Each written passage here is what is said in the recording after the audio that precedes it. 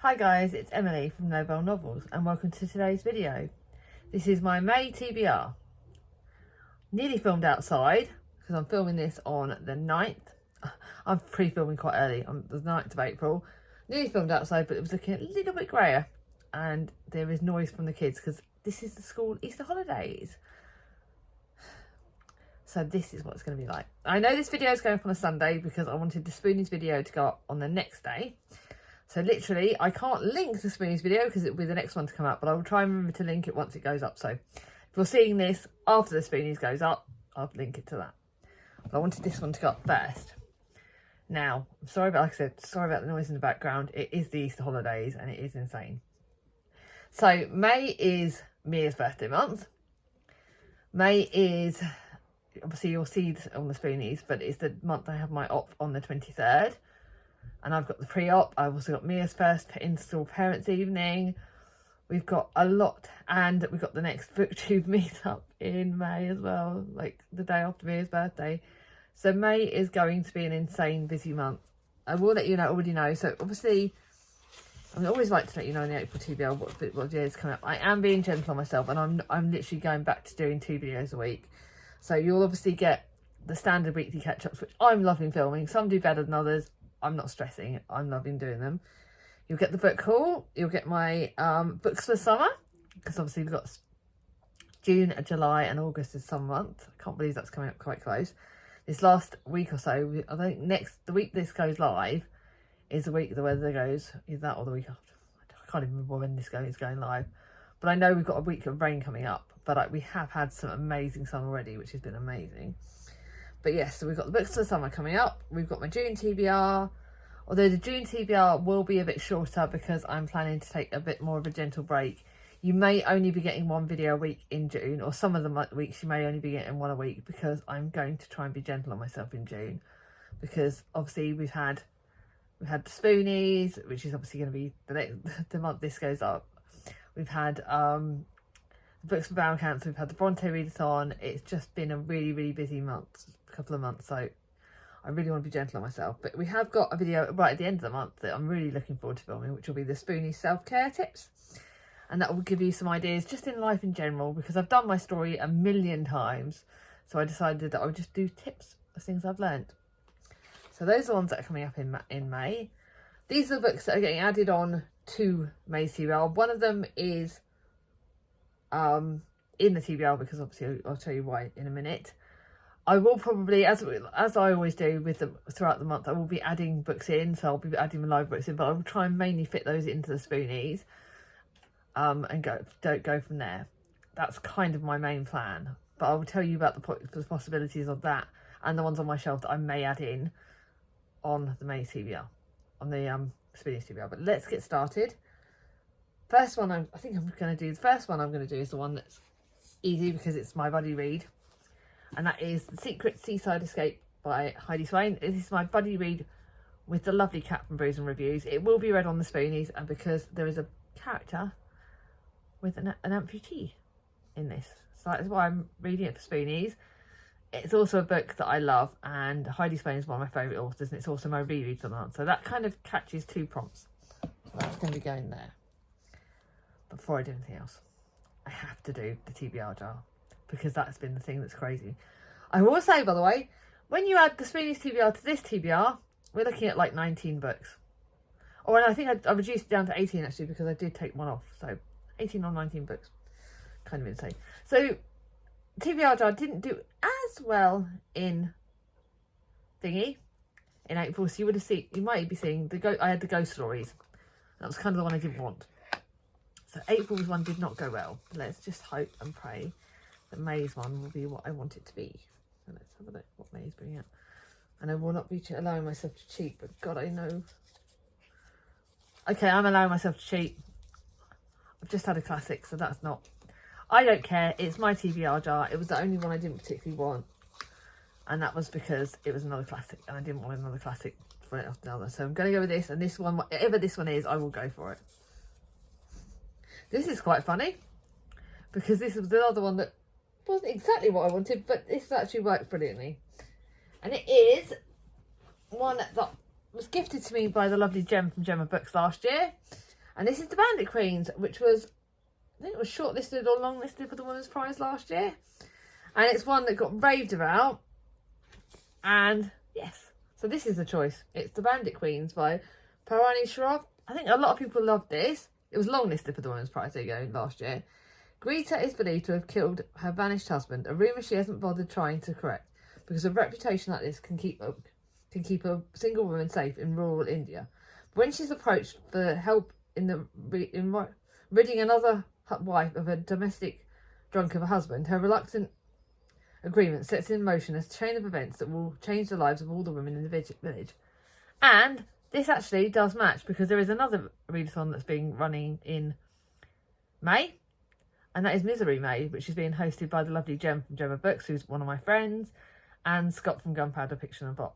And so this will work for that, because it will be a misery book. And I've got one more book that's I've planned for that. So I've got 2 books that I'm reading for Misery May. I am, like I said, I am focusing my reading on being gentle books that to go alongside my Spoonies books. So that's not bad, actually. I'm quite happy with that. So I know I cheated a little bit, but do you know what? I've got to be gentle on myself, haven't I?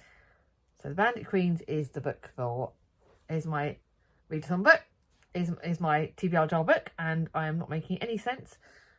And I've got my seasonal books to show you, my Agatha book and my classic book, and then other books that are randomly putting on. I don't know why I actually did this in the wrong order, so I put the ones I'm doing first, the furthest away. So my Agatha book for this month is Absent in Spring, and it's when Agatha Christie wrote as Mary Westacott. And I know that Alice didn't love the books that when Agatha was writing as Mary Westacott, so it is a bit different, but I thought for spring I wanted to read it for that. And it's returning from a visit to her daughter in Iraq. Joan Scudamore finds herself unexpectedly alone and stranded in an isolated rest house by the flooding of the railway tracks. This sudden solitude compels Joan to assess her life for the first time and face up to many truths about herself. I've got no idea what this is going to be like. I really have no idea. But apparently Agatha Christie wrote on the back, the one book that satisfied me completely, the one book I've always wanted to write. So this is about crimes in the heart, apparently. I've got no idea what this is going to be like. But it's short and sweet. It's like 211 pages, so I can handle that. But let's see what it's like. So I've got my 3 seasonal books. The first one is one that I'm super excited about, and I know it's a girly contemporary. It's The Library on Love Heart Lane. It looks so spring-like. It will just literally fit with the Spoonies, and the fact that it will it could have matched one of the prompts of the Spoonies, which is the prompt of their comfort read, but it's a seasonal book, so kind of going to do both. Love Heart Lane books are brilliant. I've got her first book in her next series, and I'm just going to kind of keep reading her books because they do make me happy. Growing up in foster care, Elle Cooper has always felt like a piece of her was missing. Now, as her 30th birthday approaches, she is ready to find it. When instigating the search for her birth mother leads her to a whole host of unexpected events, this librarian's quiet life gets very loud. Love Heart Lane, librarian, book lover. What more do I want? I cannot bloody wait. That one may get read quite quickly. Then I've got a fantasy book that I really wanted to read that I've had on it since it first got released in paperback. Everyone raved about it. I can't remember who raved about this. I say everyone raved about it. I think Charlotte from Quinny Reads liked it, and I think a few other people liked it. And this is Clytemnestra, Mother, Murderer and Magnificent. So this also could work for the Misery May, I believe, because it's got a bit by Iliad Harper on the back, you know. Iliad Harper blooming thingy. And Iliad Harper wrote spellbinding, Clytemnestra's rage, heartbreak and determination radiate off the page. Right. She is born to a king but marries a tyrant. She watches helplessly as he sacrifices a child to the god. Oh my god. She bides her time. She plots her revenge. She knows how to play this game. If power will not be given to her, she will take it to herself. She is Clytemnestra. This is so going to match the Misery May, but this looks so good. Cannot flipping wait. Then to a book that was recommended to me by the lovely Charlie from Charles Heathcote. He raved about this, and literally it was one of his favourite books of the year. But it's probably one of the biggest books on my TBR for May, as it is 554 pages. But Charlie raved about it. I will link Charlie's channel down below because that's the one bit where me and him do link over, is our love of historical fiction, and this apparently he loved.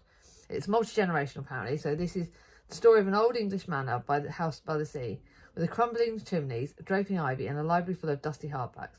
It's the story of 3 children who grow up there, and the adventure they create for themselves while grown-ups entertain endless party guests.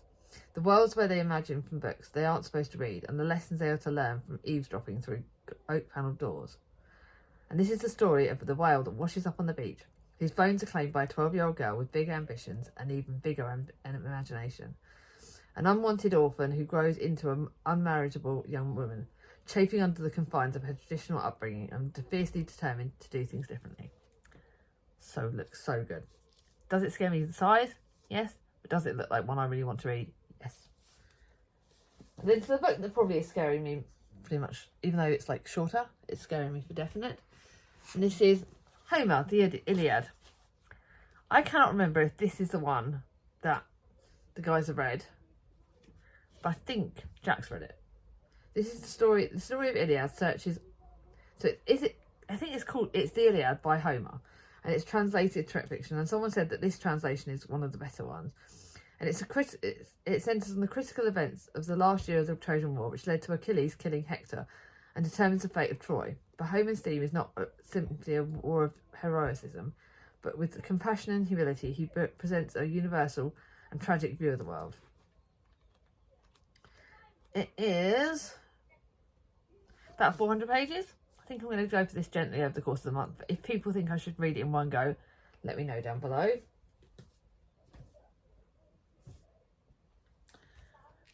I'm already starting to think about what emoji I've got to tell you guys.